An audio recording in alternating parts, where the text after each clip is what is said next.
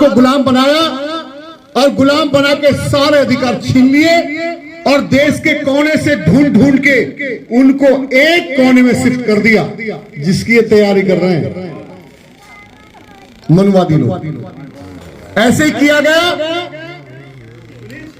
और सैकड़ों सालों से वो व्यवस्था वहां पे रही। काले जब अपने अधिकार के लिए खड़े होते, गोरों की सरकार उन्हें जेल में डाल देती या गोली से भून देती या फांसी पे लटका देती। फिर भी गरीब खड़े होने थे। एक गरीब ने हजारों लोगों को इकट्ठा किया, गोरों की सरकार को ललकार दिया। नेल्सन मंडेला का परिवार के लोगों ने की बात है।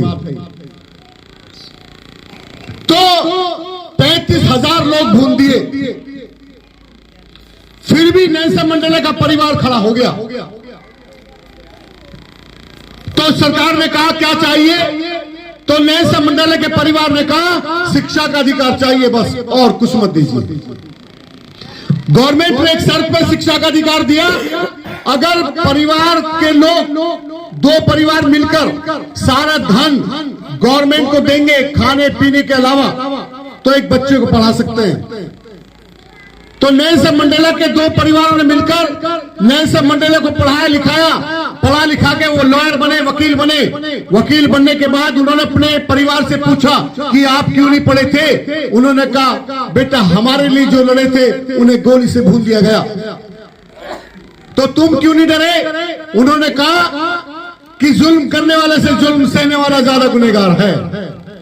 वो माँ बाप कहलाने के लायक नहीं जो जुल्म के खिलाफ बोलता नहीं, वो माँ बाप कहलाने के लायक नहीं बच्चों के अधिकार छीने जाए और घर से बाहर निकलता नहीं। तो नेल्सन मंडेला को जब ज्ञान प्राप्त हुआ तो उन्होंने तय किया कि अब जो अधिकार गोरों के हैं वो सारे अधिकार मैं कालों को दिलवाऊंगा। उन्होंने गोरों की सरकार के खिलाफ आंदोलन कर दिया, तो गोरों की सरकार ने उन्हें पकड़ के जेल में डाल दिया, काल कोठरी में रखा। सीधे खड़े नहीं हो सकते थे, सीधे लेट नहीं सकते थे और सूरज की रोशनी नहीं देखने को मिली। 18 साल तक काल कोठरी में रखा। 18 साल के बाद उन्होंने एक अधिकार प्राप्त कर लिया, अपने परिवार को चिट्ठी लिखने का।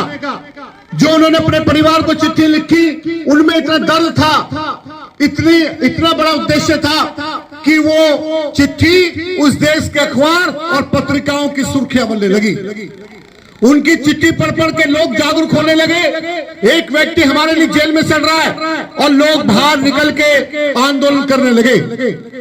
एक पत्रकार महिला ने अपने भाई के साथ मिलकर उनका आंदोलन चलाया और 24 साल गुजर गए। 24 साल के बाद वहां के जजों ने सोचा, गवर्नमेंट को ख्याल आया कि उम्र कैद पूरी हो गई, अब उन्हें रिहा कर देना चाहिए।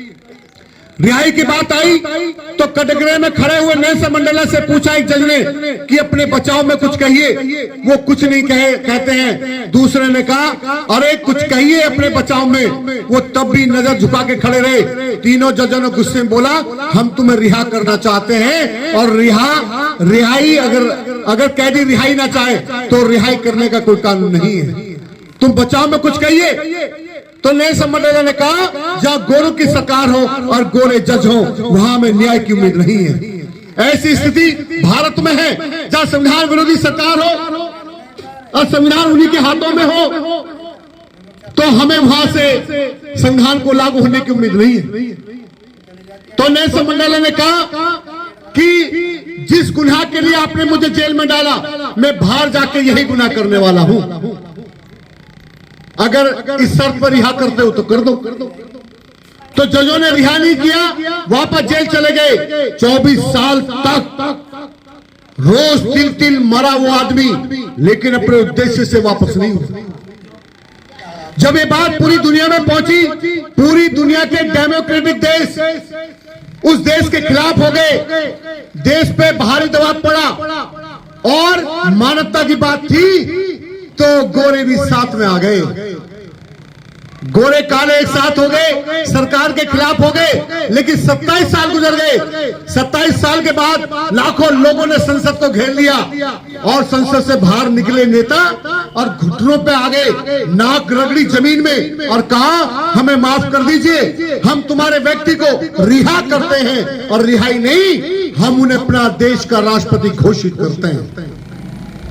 राष्ट्रपति घोषित हुए, दिन तारीख तय हुआ, लाखों लोग इकट्ठे हुए, पत्रकार भी आ गए पूरी दुनिया के, और पत्रकारों ने नेल्सन मंडेला से पूछा कि आप इतना बड़ा त्याग कैसे कर पाए, इतनी बड़ी लड़ाई कैसे लड़ पाए। तो उन्होंने जो बात बोली वो रिकॉर्डेड है, दस्तावेज है, हिस्ट्री है। उन्होंने कहा कि मैंने डॉक्टर बाबा साहब अम्बेडकर को पढ़ा था। क्या बात है। एक विदेशी आदमी डॉक्टर बाबा साहब को पढ़ के अपने देश की व्यवस्था बदल देता है, तख्ता पलट कर देता है।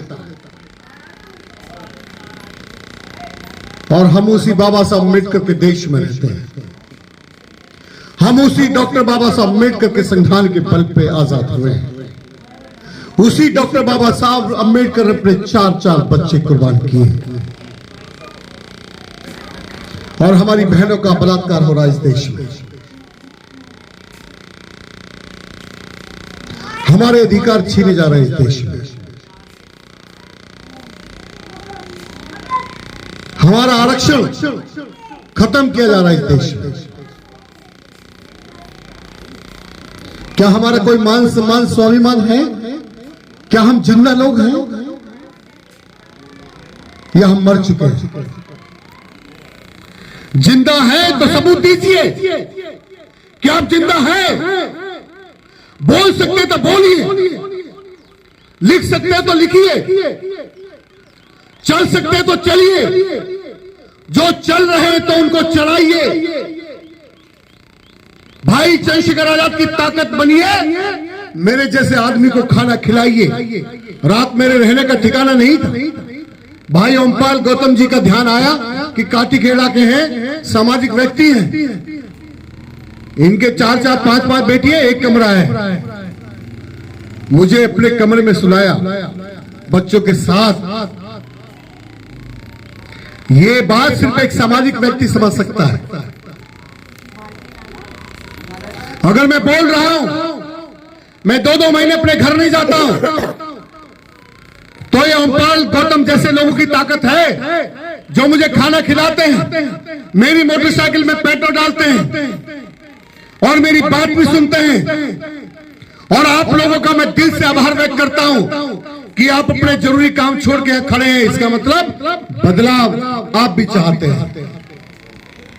अगर बदलाव नहीं चाहते तो आप यहाँ बैठे नहीं होते। मैं आपसे हाथ जोड़कर निवेदन करता हूं, भीम आर्मी पूरे देश में स्थापित है। भीम आर्मी केवल एक संगठन नहीं है, एक कॉन्सेप्ट है। आजादी के लिए एक संघर्ष है। भीम आर्मी अन्याय का प्रतिकार है। भीम आर्मी जुल्म के खिलाफ एक आवाज है। आजाद समाज पार्टी एक बदलाव का हमारे पास में हथियार है और भाई चंद्रशेखर आजाद आने वाले समय का महापुरुष है। स्वीकार कीजिए, देश बदलिए, इतिहास रचिए, आपके पास मौका है। इस पार्टी का आप सदस्य बनिए। 20-20 रुपए का साल में 20 रुपए डोनेट कीजिए। बीड़ी में, पान में, तंबाकू में एक दिन में आदमी 100 रुपए खत्म कर देता है। इन बच्चों के अधिकार को बचाने के लिए अगर 20 रुपए आजाद समाज पार्टी को साल में एक बार दे दोगे तो मेरे जैसे और भी लोग खड़े हो जाएंगे।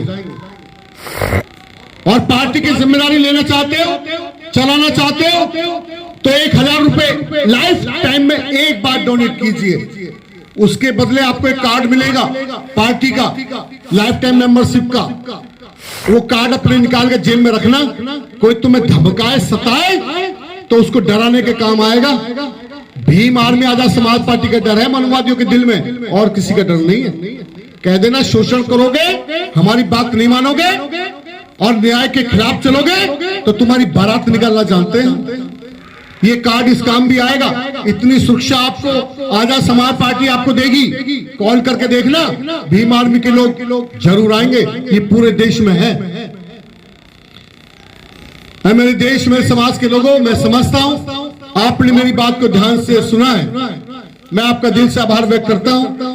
मेरा नाम नंबर लेना चाहे, ये लिखा हुआ है, यहां पर ले सकते हैं। अपने गांव बुलाना चाहे बुला सकते हैं, और इस मिशन को जहां है वहीं से आप चला सकते हैं। मेरी बात समाप्त हो गई।